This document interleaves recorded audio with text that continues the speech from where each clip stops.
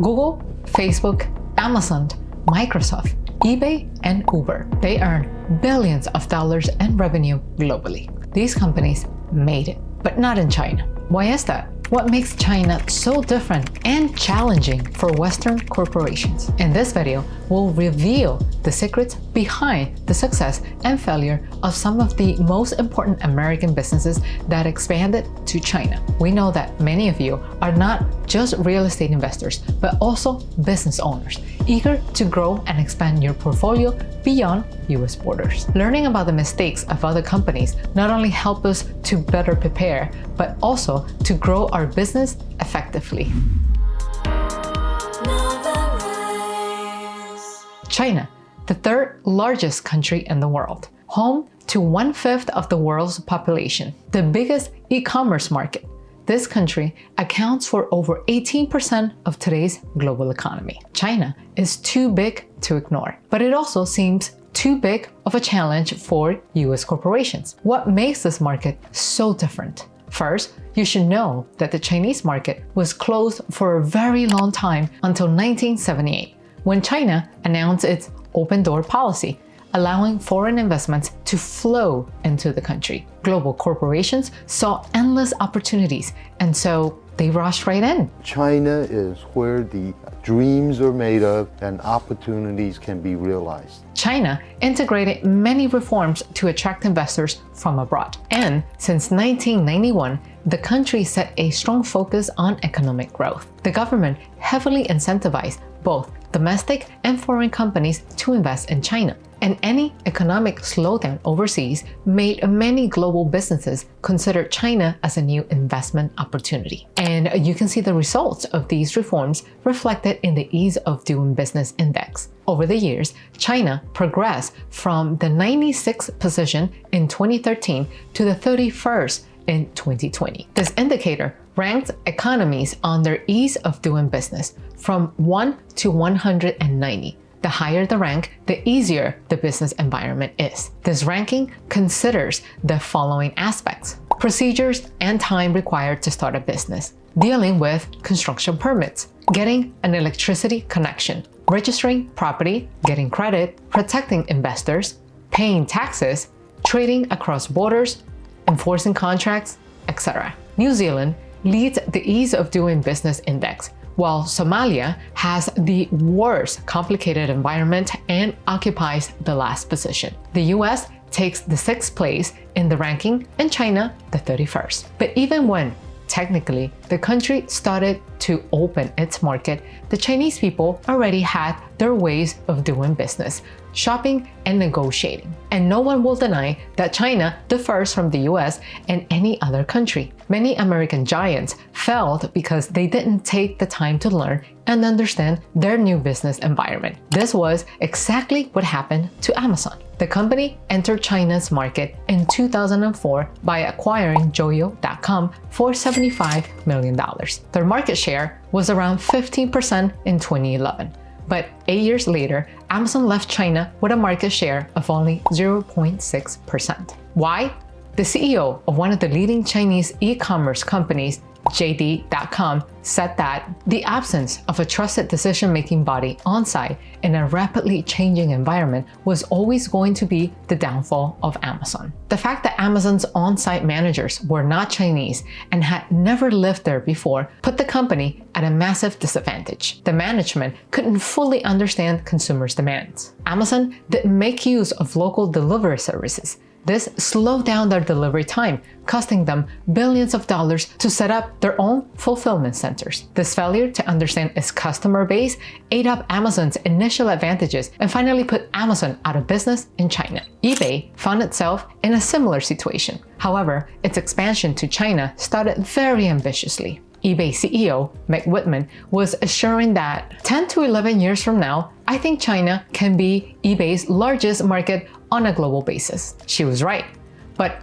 only for the first years up to 2007, when eBay's market shares began to plummet. eBay failed to realize that a stronger competitor was in place. This competitor was Taobao, a company run by Alibaba. eBay tried forcing their typical market strategy in China.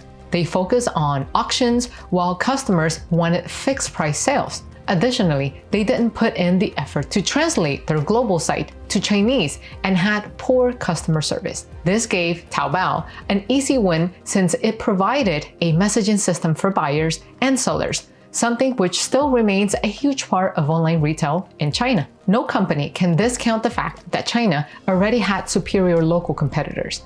Alibaba handles more online sales than Amazon and eBay combined, and its web giants are already famous and familiar to consumers.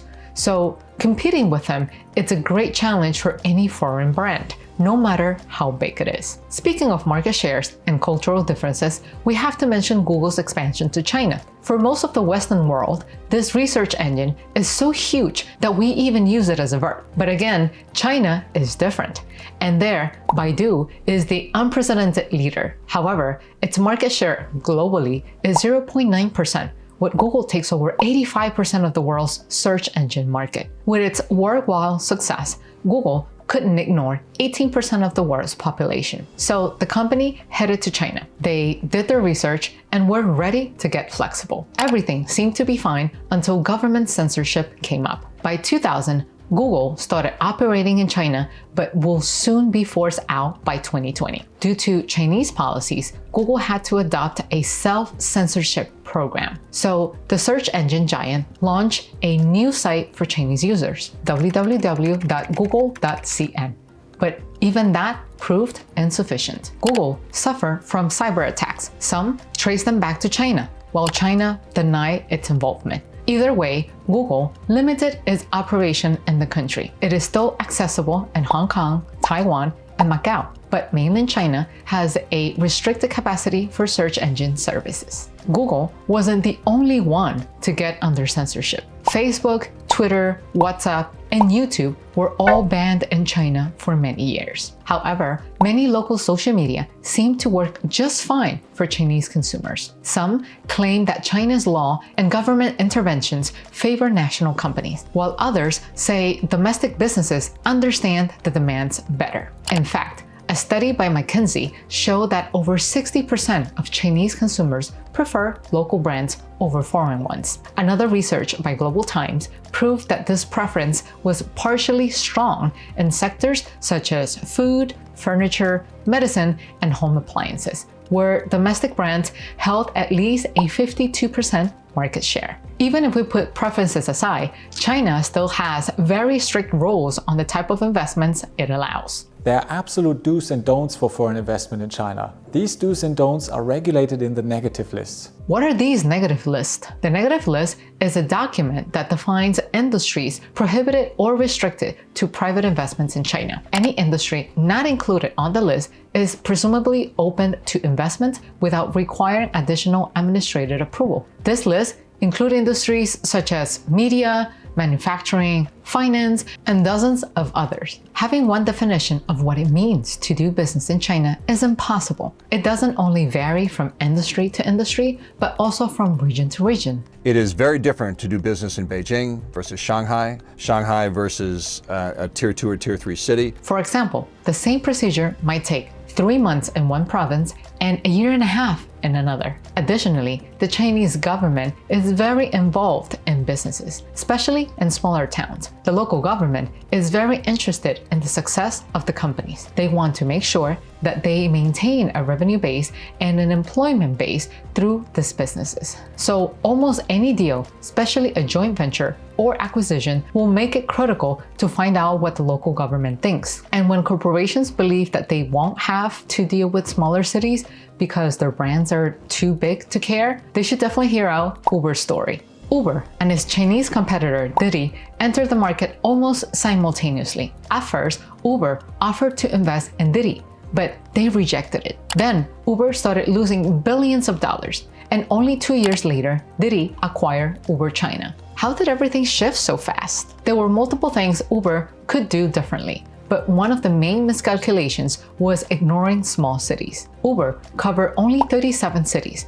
while Didi took advantage of its local position and expanded to more than 400 cities by collaborating with taxi drivers and using subsidies. Didi became an industry leader in less than 2 years by offering more availability. China attracted investors because of its huge population, but many forgot the massive difference between a population and a market. This was exactly the mistake Home Depot made. They tried to promote their DIY model with slogans like, "If you can do it, we can help." This message worked perfectly in the US, but didn't appeal to Chinese customers, who prefer to hire professionals. If you're interested in learning the story of Home Depot and how it failed in China, feel free to check this episode. After you're done with this video, of course. The best lessons American companies can learn from this case is to do their market research homework before stepping foot in China. They should study what their market is about and understand the culture. Learning that can make or break a company. The positioning that doesn't resonate with the Chinese audience is a common reason why American brands fail in China. Globalized marketing strategies seem not to work in China, and Home Depot isn't the only example. Best Buy entered China in 2006 with its global brand image and standardized product offerings. Best Buy failed to attract Chinese customers who prefer lower prices, more choices, and better after-sales service. The company closed all of its stores only 5 years later. On the other hand, KFC came to China well prepared, which definitely paid off. Now, it is the most popular fast food chain in the country with over 8,000 spots. The Chinese KFC is nothing like the KFC you're used to. The key to the chain's success in the country was the adjustments of its menu to local taste, with dishes that you can't see in the US restaurants. On top of the classic fried chicken, KFC also served a variety of egg tarts, rice porridge, shrimp sandwiches, matcha ice cream, and soy sauce wings. When KFC opened in China in 1987, its American-style restaurants seemed luxurious compared to the messy streets food spots. First, the chain gained its customer loyalty by ensuring fresh food and clean space. Many saw it as a trip to the US, a truly unique experience.